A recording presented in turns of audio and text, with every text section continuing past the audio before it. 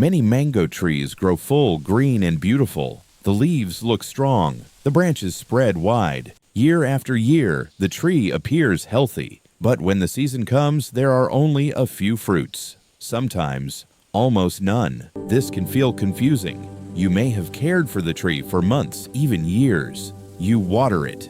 You feed it. You watch it grow. And still, the fruit does not come the way you expected. There is a pattern that many gardeners notice over time. The trees that look the most lush are sometimes the ones that produce the least fruit. It feels backward. A strong tree should give more, not less. If this feels frustrating, you're not doing anything wrong. This is very common. Mango trees often behave in ways that are not obvious at first. There is one small habit that can gently change this pattern. It does not require extra work. In fact, it often means doing a little less. But it works quietly, and many people miss it. Before explaining why this happens, it helps to understand how a mango tree decides what kind of growth to make. When we look at a tree, we often think that all growth is the same. More leaves usually feel like a good sign. More branches can look like progress. But inside the tree, something more specific is happening. A mango tree can use its energy in two main ways.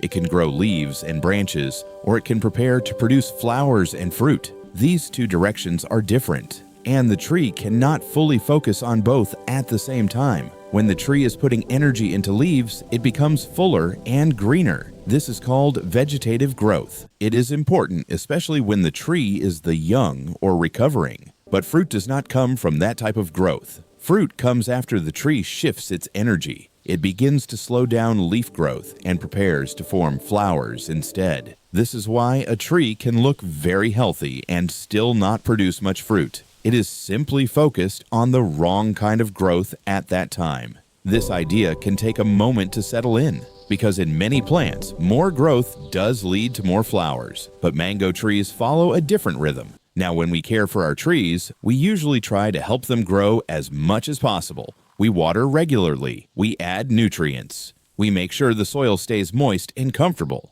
This comes from a good place. We want the tree to feel supported, but sometimes this steady care continues at a time when the tree actually needs a small change. When water and nutrients are always available and the tree stays in leaf-growing mode, it does not feel any need to shift, so even though the tree looks strong, it has no signal to begin fruiting. This is where many gardeners feel confused. They are doing everything right. They are consistent. They are attentive, but the result does not match the effort. In a quiet way, too much steady care can delay fruiting. Not because the care is wrong, but because the timing is not aligned with what the tree needs. This brings us to the small habit that can make a difference. It may feel a little surprising at first, because it goes against what we often learn. Instead of keeping the soil evenly moist all the time, the tree is allowed to experience a short period of dryness. Not extreme dryness, but a gentle reduction in watering. This usually happens before the flowering season. This small change acts as a signal. It tells the tree that conditions are shifting.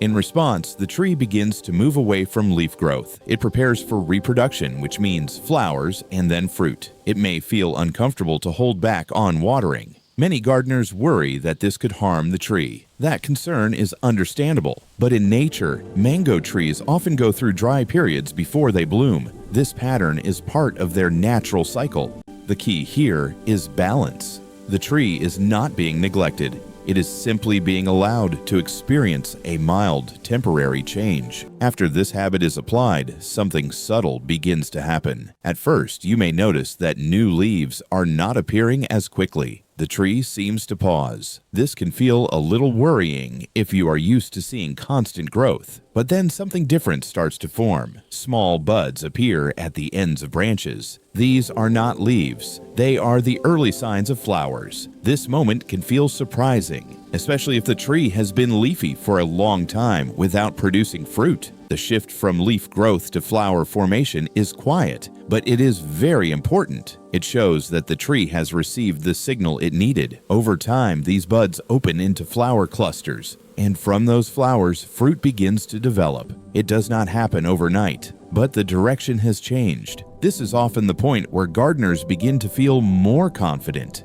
The tree is responding, and the change is visible. Now, it is also helpful to understand that not all climates behave the same way. In areas with long dry seasons, this pattern may happen naturally. The environment provides the dry period, and the tree responds on its own. In more humid or tropical regions where rain or watering is frequent, the tree may not experience this shift unless it is created intentionally. This does not mean making big changes. It simply means being a little more aware of timing. Allowing the soil to dry slightly before the flowering period can help guide the tree. Temperature also plays a role. Cooler nights can support flowering, while very warm and wet conditions may keep the tree in leaf-growing mode. So each location has its own rhythm. The goal is not to force the tree, but to gently work with its natural signals. While this habit can be helpful, it is also important to be careful. Too much dryness can stress the tree in a harmful way, especially if the tree is young, recently planted, or already weak. Leaves may begin to droop heavily or turn dry at the edges. The soil may pull away from the roots. These are signs that the tree needs water again. The goal is not to push the tree to its limits. It is to create a gentle pause, not a struggle. After this short dry period, normal watering can return. The tree then continues its cycle with better balance. This approach may feel simple, but it is supported by long observation. Many experienced growers follow this pattern without always explaining it in detail. Over the years, they notice when the tree needs support and when it needs space. They may water less before flowering and more during fruit development. It becomes a natural rhythm based on watching the tree closely. This is not guesswork. It is quiet learning over time. For someone new, this may feel like a big shift, but it becomes easier with practice. As you begin to apply this, it helps to focus on what the tree is showing you. Look for changes in leaf growth.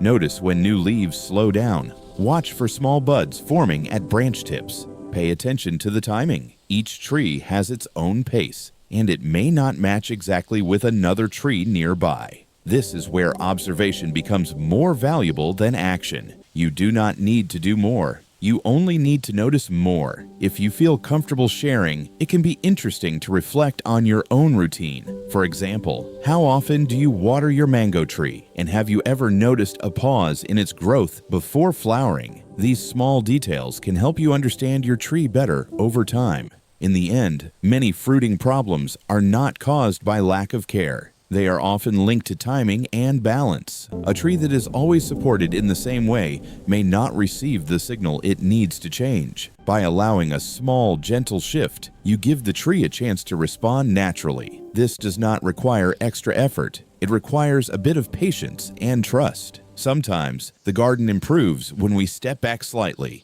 when we watch instead of adjust. And over time, this quiet approach can lead to stronger, more natural fruiting. Do less. Observe more. Let the tree do the work.